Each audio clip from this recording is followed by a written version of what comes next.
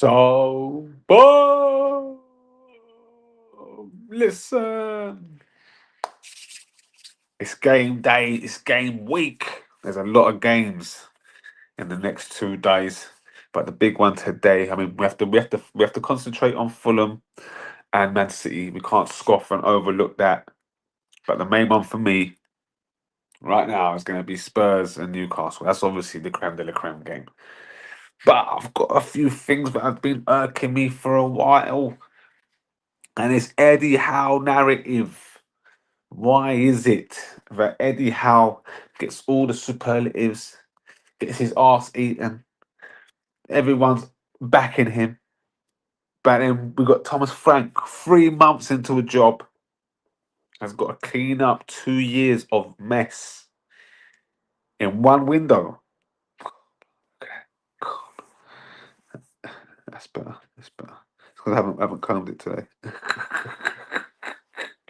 Crazy. But you know what I'm saying? Do you hear what I'm saying? I don't know why Eddie Howe gets a blight. From Ruben to Ten Hag, Eddie Howe survived both these men, and somehow, some way, he just does enough, it seems. But the narrative surrounding him is that he's this excellent, well sorted after manager, that's a tactician from another world. I don't see it. I don't get the hype. And I go, oh, he speaks well. And it's always he speaks well. Always. It's always he speaks well. Oh, he speaks well. I love the way he speaks well. Like, we need to find new ways to describe managers these days, or ballers. But it's always that's the go-to. Instead of saying, you know what, he has underperformed. His budget compared to his Bournemouth budget, this is it's out of his world. And we was all praising, saying, "Oh, when he does get a budget, he will do major things." I mean, for me, it's the yo-yo factor of the club. If there was top five this whole period, I'd say, you know what, he's done a good job. But it's the fact that they've gone up and down, up and down, couldn't handle Europe and league, and they're doing a better. They're having a better go at it this time. This time, well, I say that. Look where they are now. They're level on points with Spurs, and Eddie Howe's doing a good job. Thomas Frank's done a sharp job. When 2 weeks ago, only 2 weeks ago, Thomas Frank was doing a fantastic job. And I'm an Arsenal man. Why do I want to stick up for Thomas Frank? I'm just saying we have to have some sort of context and fairness. It can't be one rule for one rule for another. Come on. That's why I used to say how is Eddie Howe getting away with this? Like he had a record as bad as Ten Hag at one point. They were worse off than what Manchester United were, but they were getting away with. Oh, he's doing a good job. He overachieved in his first year. Like all these excuses. Arteta won an FA Cup and finished eighth in his first year. That's overachievement, no? Finishing second after finishing fifth, and people said we won't get a better chance. Overachievement? No, they call it bottle. They said it was a bottle job. I just don't get agendas. If we have to, this is why there's a problem because there's no council. We need council. We need there to be a judge to call everything down the line. One person, no other opinions, just one person calls it fair and square. If Club A does something and Club B does the same thing, they either get praised or punished the same way. It can't be, because I like them. Oh, I dislike them. Oh, I've got an agenda. There needs to be some sort of fairness, some sort of cancel. So I don't understand Eddie Howe just really getting away with blue murder. Absolutely. If Arteta was doing what Howe is doing, he would have his guts regardless. If Ruben Amorim was level on points, I don't think they're above that, aren't they? He's had a tough ride. He's had a tough ride. And look how he gets treated in comparison to Eddie Howe. It's ridiculous. That's all I'm saying. I don't know how he gets away with it. I don't know why he gets away with it. What's he done to prove to garner that kind of respect in the game? He's done less than all the men I think I've mentioned. If we're going to keep it honest, We have to be honest here. But I just wanted to say that in regards to that game. Yeah, well, and the irony would be it's not even ironic because it's the proofs in the pudding. Spurs are better away from home than they are at home. It's as simple as that. It's as simple as so.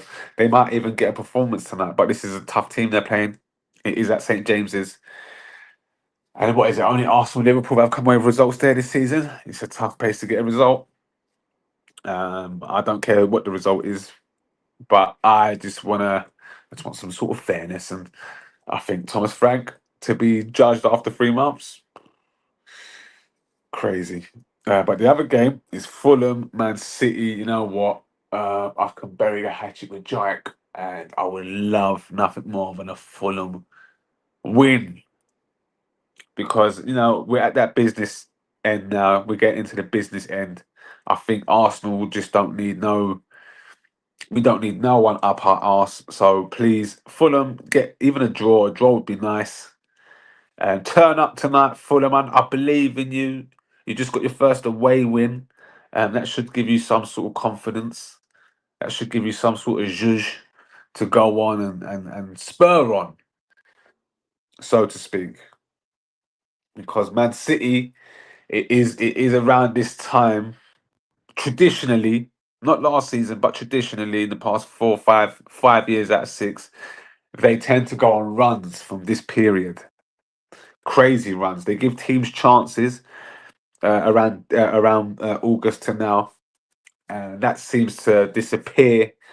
Um, and by the way, it's not all comfortable, but it becomes comfortable. So you see how they got the 3-2 win the other day. You might see a few of those still, but then they accumulate. And if you win one like that, and you win two like that, and you win three like that, then eventually 4, 5, and 6 will be easy wins in theory.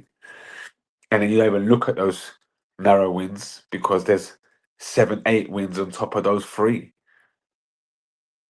And then the paint and the picture changes. That's football. So we'll find margins. So I would love nothing more than a Fulham win tonight. Come on, Fulham. Keep the momentum going. I'm hearing Silva, what has he signed the contract? I think that's also taking a burden off the shoulders of the Fulham hierarchy and the Fulham fans. They can relax a little piece, knowing damn well that Silva ain't going nowhere. And I think Silva can also concentrate on his job and be more focused because now he knows he ain't going nowhere. Well, in the foreseeable anyway, unless he has a change of heart, which he's done in the past. But anyway, it's neither here or there. So, Fulham, please, we would love a result today, guys. I know you've got it in you.